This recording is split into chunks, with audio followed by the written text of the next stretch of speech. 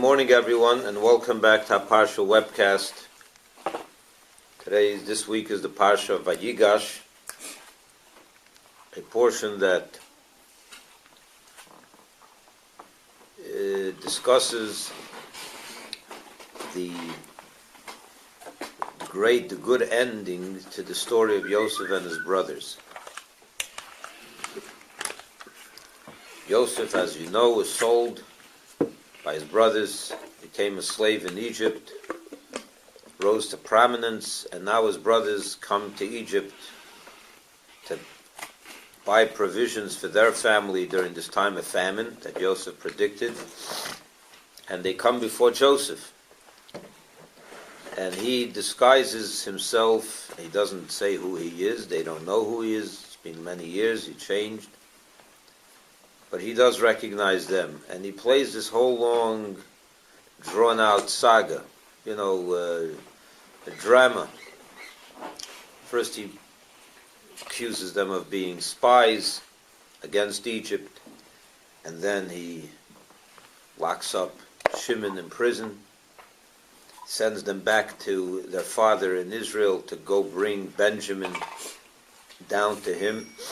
Once they bring Benjamin to him, which was also a whole big to-do. His father didn't want to send him. Till they convinced him was a long time. Finally, they send him to Egypt. Yehuda takes personal responsibility for him. And Yosef devises a scheme where he tells his attendant to take his golden or his silver goblet and put it into Benjamin's suitcase or whatever it was that he had there, his bag, so that he can later accuse him of stealing the goblet. And he does that, and they leave Egypt, thinking that finally this whole drama is over. They got Benjamin, and they come back to their father. Everyone's going to be happy. Well, lo and behold, Joseph sends out the police after them, and they chase them. They hunt. They catch up with them, and they accuse them exactly of that, of theft. And they say, "What theft? We would never do that." Of course, they didn't. But they found the goblet in Benjamin's sack, and they're devastated. Now they're going to punish him, and indeed you come before Joseph, and Joseph tells them, Yehuda says, "I'll be a slave, let Benjamin go back to his father." And Joseph said, "No way, I'm not going to do that. The one that stole it, he's the slave, and you guys, you can all leave. You're free to go." This week's portion opens up with Yehuda taking Yosef to task, and he approaches him, and Rashi tells us that he approached him. His attitude towards Joseph was, if this is going to go with peace, and I'll reason with him and try to convince him nicely that he should release Benjamin and let him go home. But if he's not successful to guarantee Benjamin's release with nice words, then he was ready to go to war with Joseph. The Medrash tells us some fascinating things that happened there, that Yehuda was like a lion. His might was so strong that it would give a shout, and Joseph fell off his chair from fright. And he was ready for war. It was just, incidentally, Joseph's son Menashe was also a mighty, strong person, and he was a good matchup with with Yehuda. But it was fearsome. It was, they were ready to kill to get Benjamin back. There was no way he was going back home without Benjamin. But in the Torah, we have the text and the narrative in the Torah is a little bit more calm. And he basically tells Joseph, all along you had this thing in mind that you're going to hurt us and accuse us for no reason. You You treated us differently than anyone else that came to Egypt to buy provisions and food. And you basically devised a scheme against us. And you're not a man of your word. And you're this, you're that. He really let him have it. But he tells him at the end, listen, this Benjamin cannot go home, we cannot go without him back to our father Jacob, because if we come there without him, that'll be the end. He'll have a heart attack and he'll die. It would be too much for him to handle another loss of another child like that. It was at that point that Joseph now is emotional. He can't hold it back anymore. And now he disguises his identity. He reveals his identity to them and says, "Ani Yosef, I'm your brother Joseph. Ha'ida v'chai, is my father still alive?" And he tells them, "God sent me here. Just don't worry. I'm not. This was not. I'm nothing against you. I was sent here by God." And he emphasizes that a few times, that God sent me here to be a savior for the people, and don't worry, and everything is meant to be, and God had this in plan, and so on. Now he tells him, quickly go to my father and go get him down there. Bring him here quick.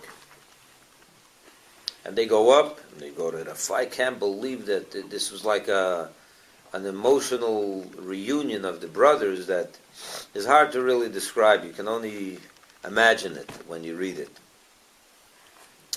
And they're dumbfounded. At the beginning, they can't even utter anything out of their mouth. They're so shocked. And he tries to calm them down, and he says, "You can go go to my father and bring him here," and they do that.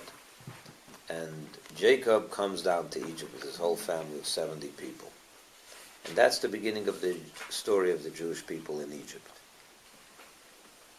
And they finally meet, Joseph and Jacob, and you can only imagine what a moment that was. And interestingly enough, it says that Joseph, when he saw his father, it says in the text, it says here, we start, when Joseph met Benjamin and he revealed his identity, it says that Benjamin hugged Joseph, and Joseph hugged Benjamin. Imagine the reunion, and then with all his brothers. Imagine the feelings were just, overflowing with emotion. If that happened to his brothers and with Benjamin, imagine what should have happened with their father, with his father, when Jacob finally comes to Egypt, and Joseph goes out to meet him. But interestingly enough, the text tells us that Joseph hugged Jacob, but it doesn't say that it doesn't tell us about Jacob's, hugging Joseph and his feelings. And Rashi tells us the reason was because at that very moment, Jacob was busy davening. He was saying the Shema. Yeah, which is one of the most interesting things about, here you are, he knows where he's going. It's not as if he doesn't know where he's going to meet his son Joseph, and Joseph is coming to him, and he sees him approaching from a distance, and he starts saying the Shema. Say it before or after, and let the reunion with your son be a moment to remember. That's when you have to say the Shema. That's what Rashi tells us. He said the Shema, so he couldn't get busy hugging Joseph, right? He was busy with God. It's the most amazing commentary. So the answer to that is that Jacob waited to say the Shema at the moment that he would see Joseph. Why? Because he knew that the moment he would see him, after having thought that he died, after having been separated from him for 22 years, he knew that the feelings would be so deep and so overflowing. There would be the greatest feelings he ever had. the feelings of love. So he wanted to channel those feelings of love to Hashem at the moment that they would be at their highest peak. So that's why he waited for the moment he would see Joseph, and when he has those feelings of love, he starts saying Shema Yisrael, to direct and channel those feelings towards God as well, or primarily towards God. So it's not that he chose, he had no better time to choose. Yeah, that was the time that he wanted to choose, to say the Shema, so you can feel the B'chol Me'idecha with all your might. He really wanted to have that feeling. Anyway, so Jacob comes down to Egypt. They settle there in the best part of Egypt, and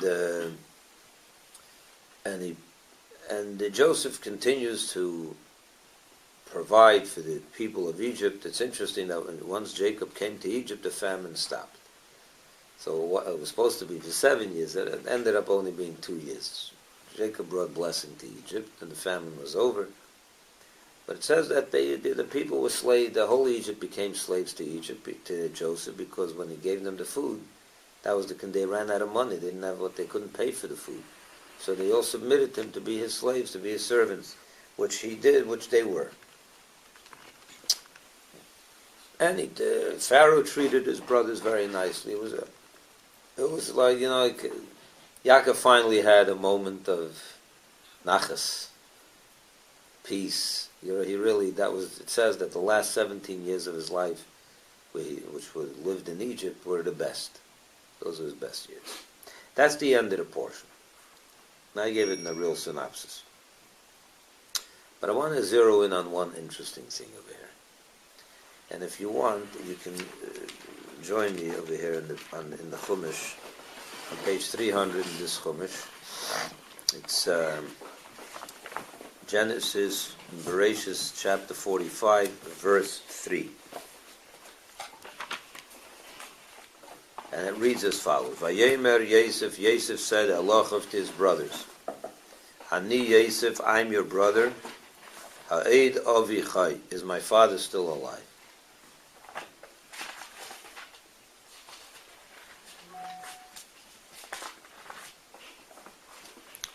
Now, question number one.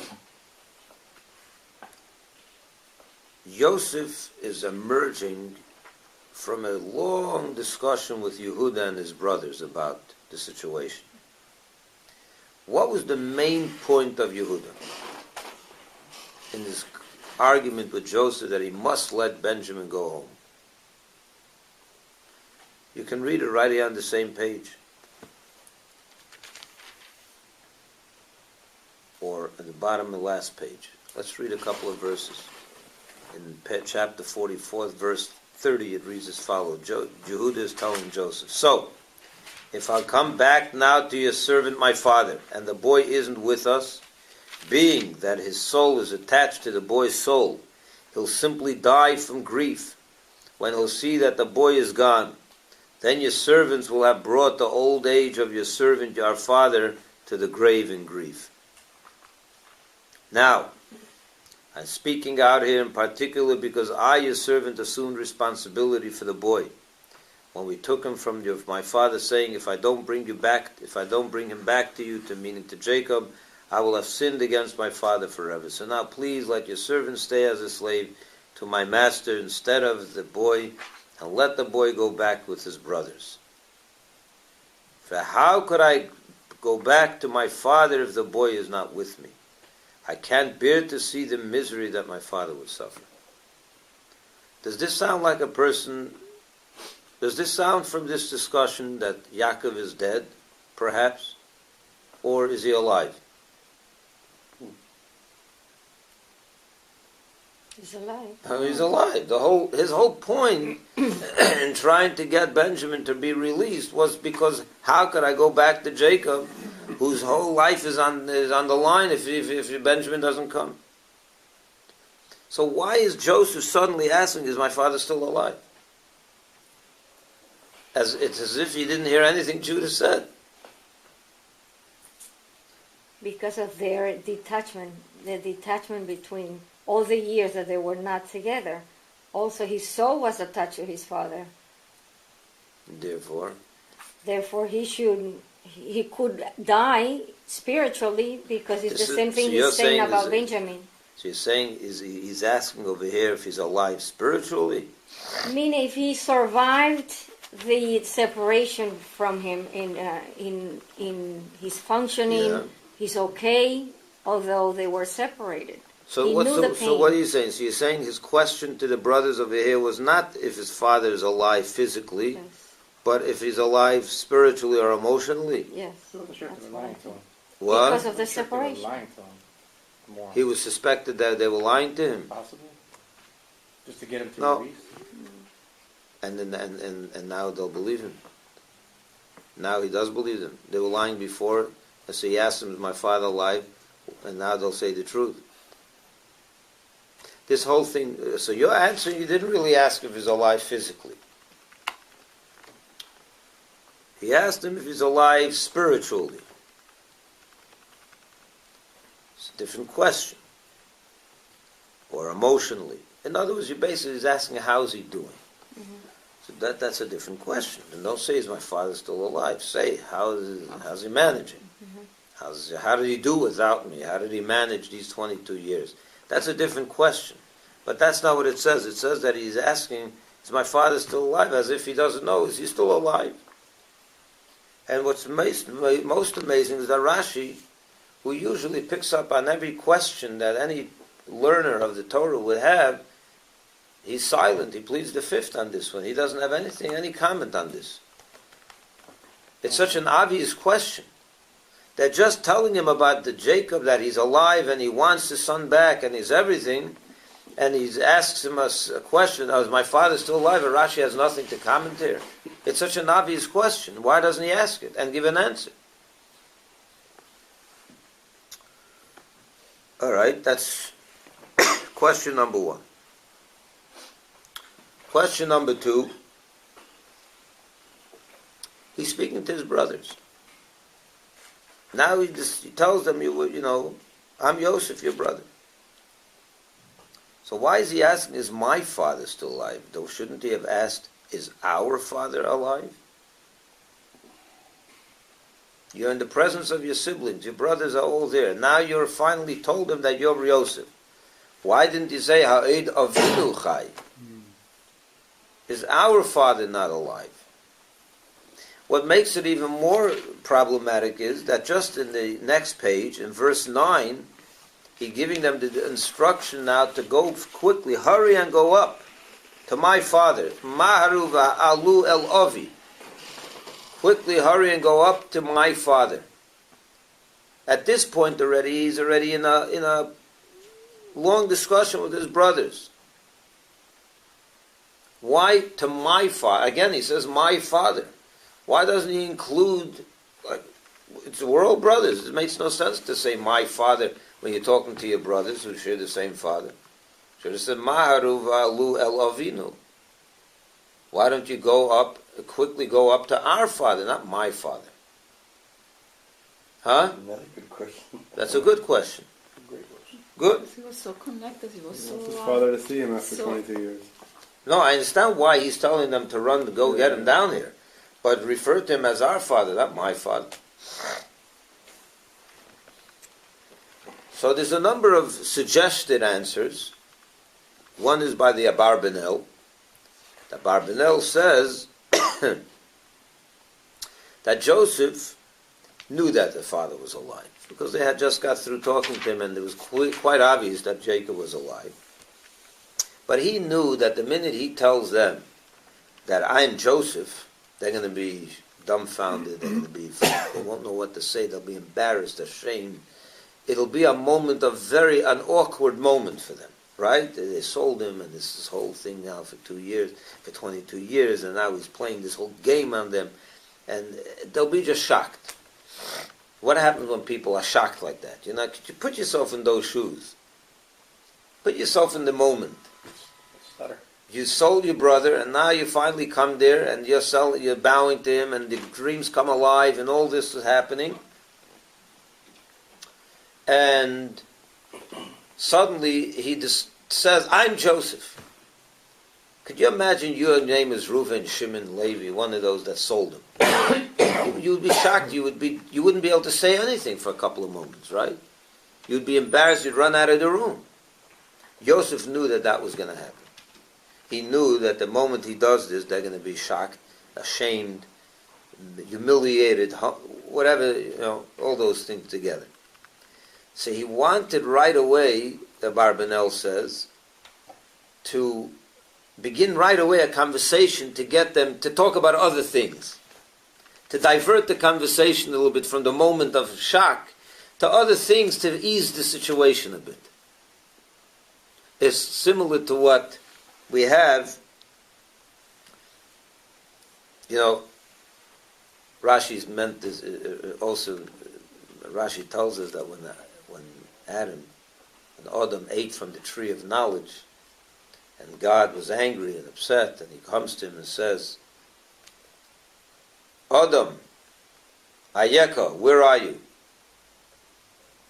Right? In the beginning over there in Genesis, in Bereshis. And Rashi tells us that God doesn't know where Adam is. He has to ask him where he is. What's that all about? So Rashi's answer is what? That he didn't want to suddenly come. Why'd you eat from the apple? You throw him off. He'll be totally shocked. If you didn't, God would just appear and say, Adam, I told you not to eat from the apple or from the tree. Why'd you eat it? Why'd you eat it? That would throw him off balance. He would be lost. He would be shocked and ashamed. So Rashi says God kind of like threw in a question, where are you, Adam? To get him into that conversation. I'm not shocking you right away. To ease the situation for him a little bit. And he'll say, I'm right here, I'm there. And then get into the conversation and ask him, by the way, why didn't you listen to my instruction not to eat from the tree? So Rashi kind of relies on that comment back in Bereshis.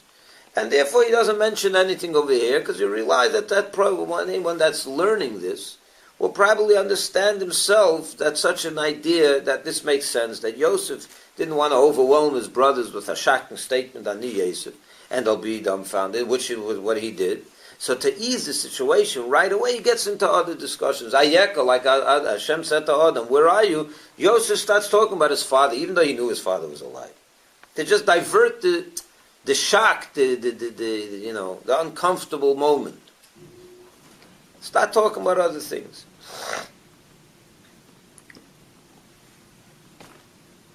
And the truth is,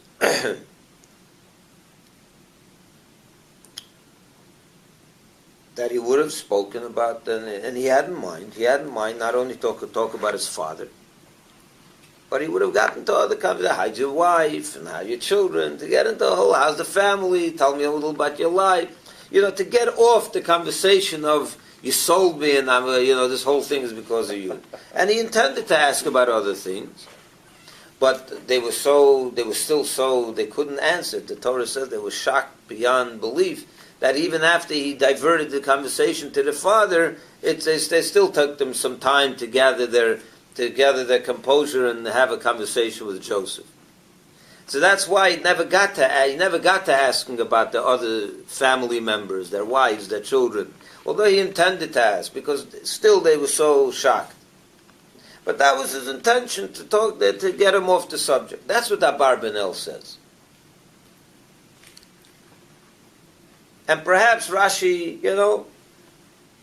goes along with that interpretation, and he doesn't have to mention it because he relies on what he said already in Bereshis, that such things happen when someone shocks someone, he gets into other conversations to ease the situation. Same thing over here. Problem with this is, that's a suggested answer, as I mentioned, but there's a problem with that answer.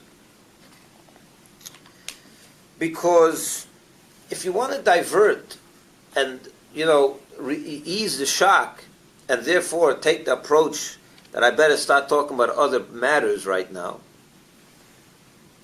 you should have right away asked them about their family. Their father he knew was alive.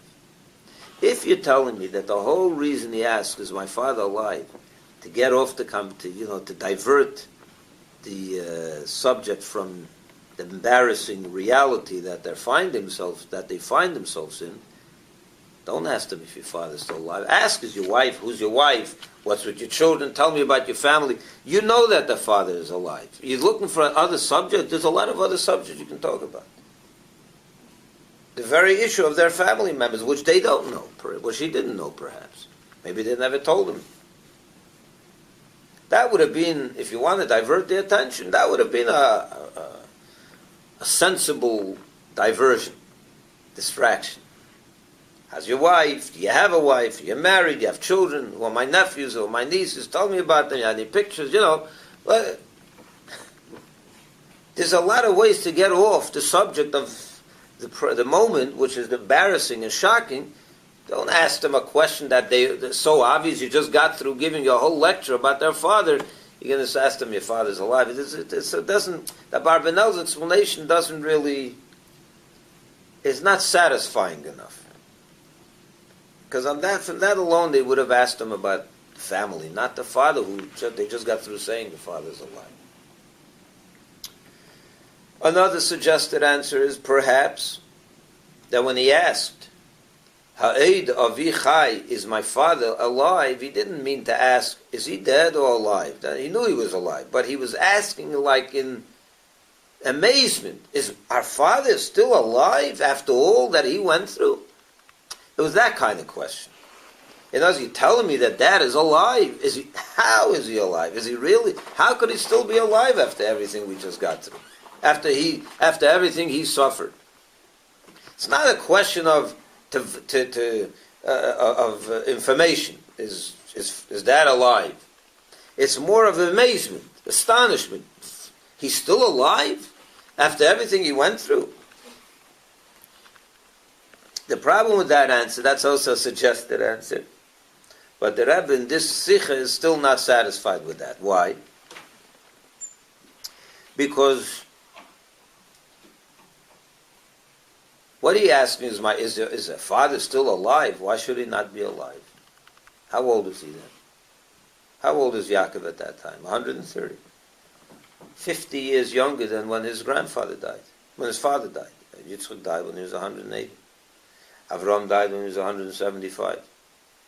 So Yaakov at that time is still, a young man, right? 130, what is that?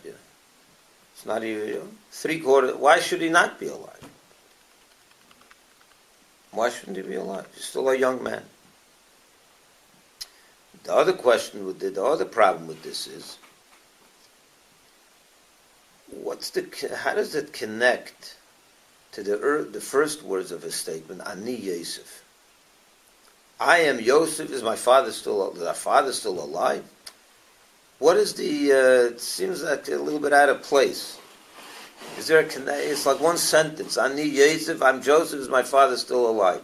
What is the connection between these, and the third question is, even if you're going to be, even if you want to ask them this question, is my father still alive? Like in amazement. Is that the first thing you have to ask them? The minute you identify it, is our father still alive? It's a funny question.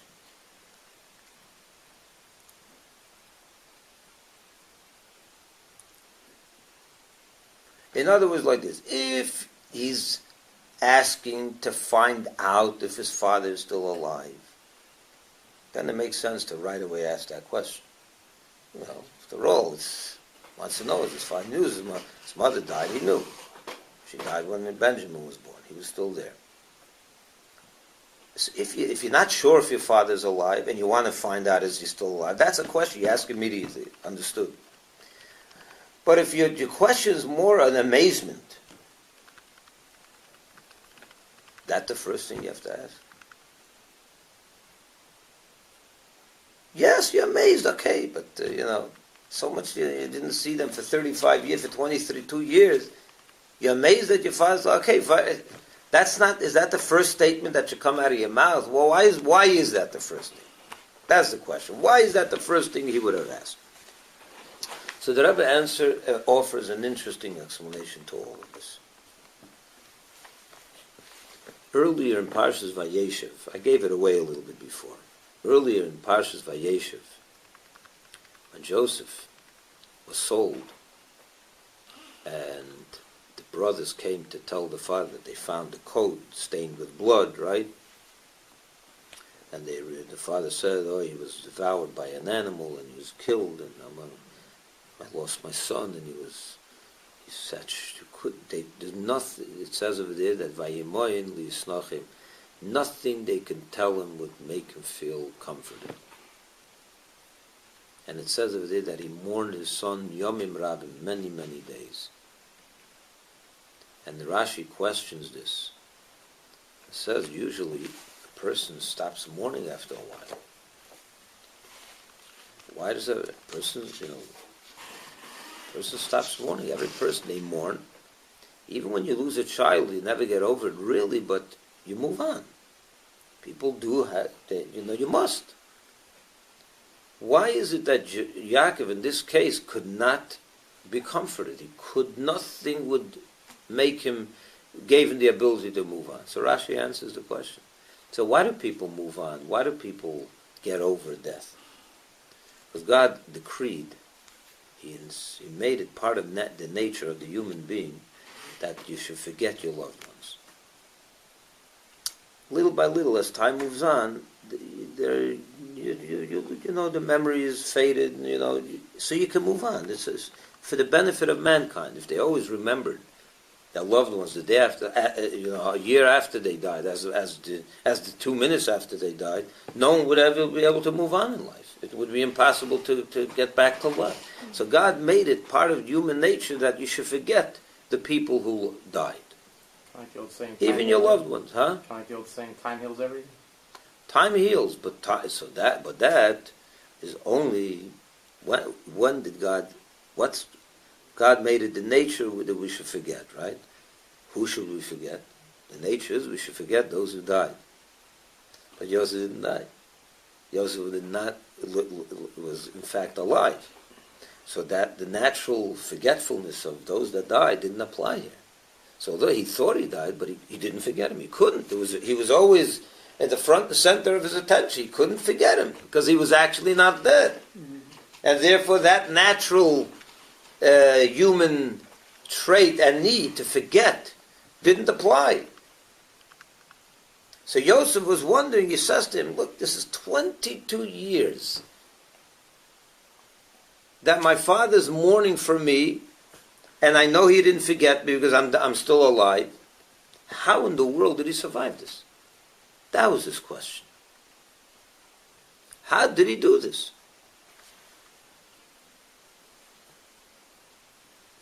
And that's why he said it right away. The minute he said, I am Yosef, so the question right away is, since I'm still alive, how in the world is he still alive?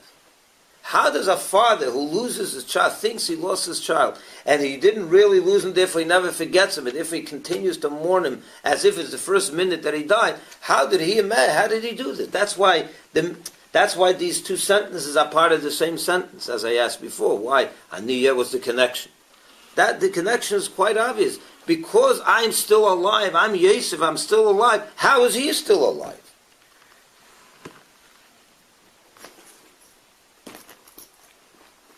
You follow? Mm-hmm. This also explains something else. He tells them right away, go quickly and get my father here.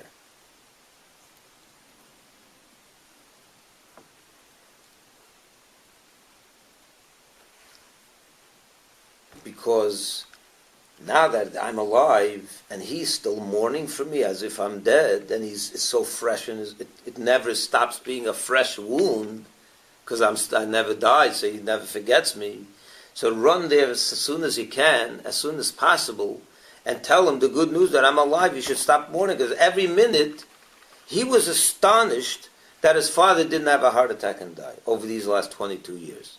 Because if you never get over it, imagine a person loses his child, 17-year-old boy, and it's a fresh wound forever and ever.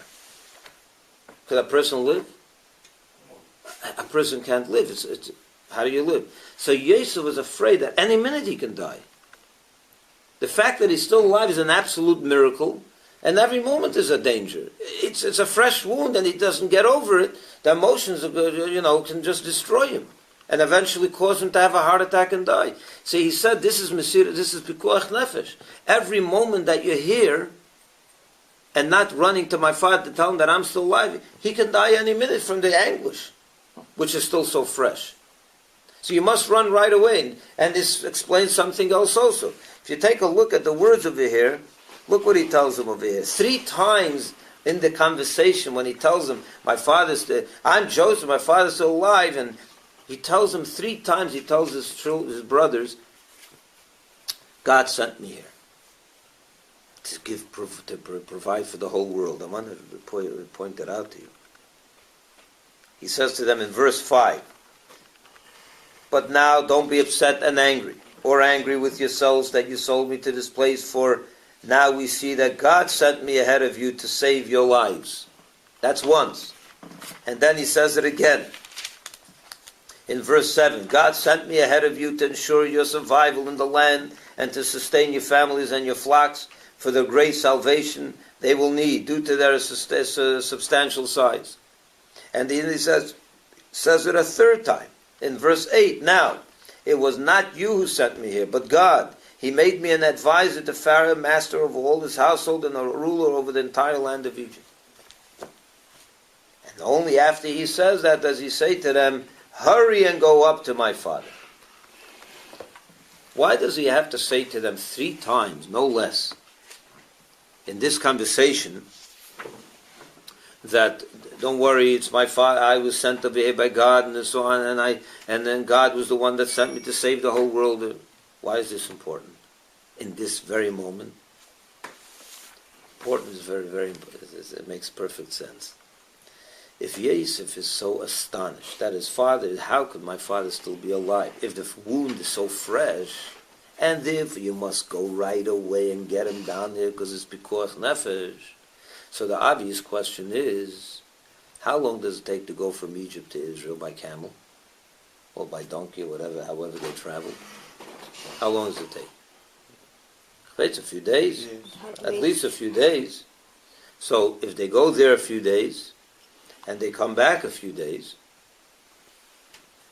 till Yaakov actually sees Joseph is now a long time. The question becomes, why doesn't Joseph Goes himself. saddle a donkey, go himself to his father? If it's such an emergency that his father should see him, and otherwise it could become like, it's dangerous. Why don't you go yourself? You would avoid at least those days that it takes him to get back to Egypt. You have at least those few days. If it's touch and go every minute, run yourself to Egypt, to Israel. So the answer that he gives them is he preempts that. Why does he preempt that? He says, I can't leave Egypt now. Because God sent me here to be a savior. I must be here. I can't leave.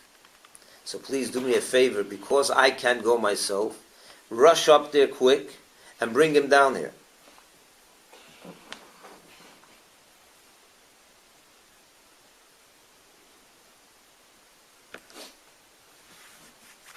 And he tells him, quick go up, right? For many reasons. Number one, we said, because otherwise, why should he suffer more? But he said something else. He said, what's the reason that this whole thing happened? Rashi told it to us last week already, or 2 weeks ago, that because Jacob himself was separated from his father and mother for 22 years, because he went to Lavan's house and that whole thing, and he didn't honor his father and mother for those 22 years. So therefore, in measure for measure, his own son, who he loved so much, was also separated from him and didn't honor him for 22 years. But Yosef says, now that those 22 years are over, it's now 22 years, right? So why should he suffer even one more minute of me not honoring him? But the punishment is over. Those 22 years, he had enough. That's it. It's over. Right away, bring him down over here. And that's why I said El-Avi, not Avinu. That's why he said, my father, not our father. Why? Because the whole reason we have this separation is because he didn't honor his father, and that's why that's why I'm separate from him. And that's why I'm not honoring my father, because he didn't honor his father. That's why Yaakov was punished, that I shouldn't honor the give kibbud avim, fulfill the mitzvah of honoring your father and mother for those 22 years. So he says it's about, therefore he says, I'll go to my father. It's my father. It's all our father. But he emphasizes my father because I'm the one. I'm the reason. In other words, the reason that I didn't honor my father was because of the 22 years that he didn't honor his father. So at least now that should be over. So he emphasizes me. He emphasizes my father because it was him that didn't do the mitzvah of kibbud avim. So he's saying, quickly bring him down to this so that I can continue not to do the mitzvah so that he doesn't have to be punished any further.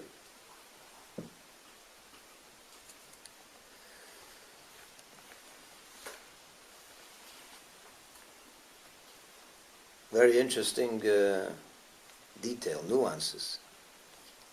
So now it's understood why he has this comment. The first thing he says, Eidov v'nochai. He knew his father's alive, but he couldn't believe that his father's alive. He didn't understand how it's possible that someone that's going through such agony, 22 years straight, is still alive. How did he manage this? And it's quite, the truth is, if you think about it, it is. It's almost a miracle that Yaakov survived it. Imagine you living 22 years as the moment you heard your son just got killed. Could you imagine going through that for 22 years? 22 years. 22 years of a constant, your son just died, your son just died, your son just died. How many times can a person suffer the death of a child? Most people, after one time their life comes to a halt, a screeching halt. They can't get back to themselves. Imagine 22 years of that, of a fresh reminder your son is still, he doesn't believe it. How could this be? How do you still alive? So every moment is so important. So this is grow quickly. But why am I not going? Because God sent me here, and I can't go. Because I have to be it. That's why he emphasizes it 3 times. They shouldn't think, hey, why isn't Yosef going back to his father? Go, if you're so worried, go yourself and avoid the days that it will take him to come down and see you. But the question is why, when he saw his brothers, why he didn't start even talking to him, to them about brother? If his father he could find out if his father is alive. No, he knew his father was alive. He knew his father was alive. Yeah, that's the point. No, before when they came the first time. You're asking why the whole 22 years he didn't search out his father. Yeah. That's a very good question. Why? It's a good question. The commentators deal with this. If he rose to power, so when he was in jail, I understand he had no choice. Yeah. But once he became the viceroy of Egypt, the first thing he should have done is make contact with his father. Exactly. And this is 9 years later. Yeah. Why didn't he make contact with his father? That's a very valid question. It's not for now. I think the short answer, the simple answer could be said is that he knew that this is a decree from Hashem. And I'll tell you furthermore, it could be that he wanted his brothers to do tshuva for what they did. If you think about it, the question is, your question relates to another question. Why did he put his brothers through such a ringer? Why did he have to do this for? Accuse them of being spies and go get Benjamin and play this game. So what is this? What was he trying to do? You know what he was trying to do? Why he did this whole thing? To teach him something? The Shimon, I understand, he put in the jail to just do the tshuva for what he did to him. So, but why did he do this? With Benjamin put a goblet and make him... What are you doing? What was this game? You weren't going to really... You weren't really planning to keep him as a slave. Why did he go through this whole thing? Show them what he went through. No, to show them what he went through. They knew what he went through. The answer is that he wanted them to do tshuva. And how do you do tshuva for something? How do you repent? You say, I'm sorry, and you feel bad, and you make up never to do it again. That's basic. But real tshuva is what's called in the Hebrew language, tshuvat hamishkal. Tshuvat hamishkal means you have to be presented with a similar situation, and this time you don't sin. So Yosef, he knew that his brothers felt bad about what they did, but he didn't want it to remain as a stain. See, he wanted them, their tshuva should be complete. So how does he do it? What happened when they sold him? What happened when they sold him? He was begging for his life. Please don't sell me. I want to go back to my father. What are you doing? And that yet they didn't care what his cries and his pleas. They sold him anyway. So now they feel bad. He heard that when they were standing by him, he heard that they were having remorse. He said, you know what? If they're having remorse, I want their tshuva to be complete. How do you make sure that tshuva is complete? So he says, unless you bring Benjamin back down here with you, he accused him of being a spy. The only way I'll believe you that you're right, is that you're not a spy, is if you bring Benjamin here. What does he plan to do? He plans to put Benjamin in a similar situation that he was. And now he'll see if they're ready to give up their life to save him. So he concocts this whole plan. He puts the goblet in Benjamin, so he arrests him. He brings him down there with the police, right? And he sees that Yehuda approaches him, and he's ready to give his life up to get Benjamin out of this predicament. Oh, when he saw that, he said the tshuva is real. Now it's a measure for measure. Where I can see that what they did, they won't do it. That they're not ready to do again. They have the same exact situation. A brother is being captured, and they're giving up their life to save him. Now I'm ready to. Now they're clean from the sin. He's ready to identify himself as Joseph. Had he sent a message to his father 9 years ago, I'm alive, they would never be able to do real tshuva.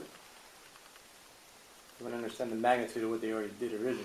So he had to create a similar situation for them to be presented with a brother being captured by a foreign force, and if they are now willing to give up their life to save him, that means that they've graduated or they've grown out of this negative trait that they had towards him, and now they've fully did tshuva. They're ready. They give up their life for their brothers. Just the opposite what they had done with Joseph. So this is why he didn't send a message to his father 9 years earlier, because he wanted to. First, he probably knew that this was all meant by Hashem, that his father should go 22 years without him, but also for the brothers to make sure that they do tshuva, and also he was waiting for the dreams to be fulfilled. He knew that they had to be bowing to him and this whole thing, that to submit to him. So that's in short the answer to her question. But the point over here, why did he say is my father? He meant to ask, not is my. He knew his father was alive, but he was questioning how did he survive this. And that's why he tells him go quickly and get him. Every minute is extra is dangerous. And that's why he says, I can't go because God sent me here, so I must be here. So one thing flows after, so it's a perfect flow. The conversation has to go this way, because otherwise it would leave things unanswered. Have a wonderful week, and what's left of Hanukkah, happy and wonderful Hanukkah.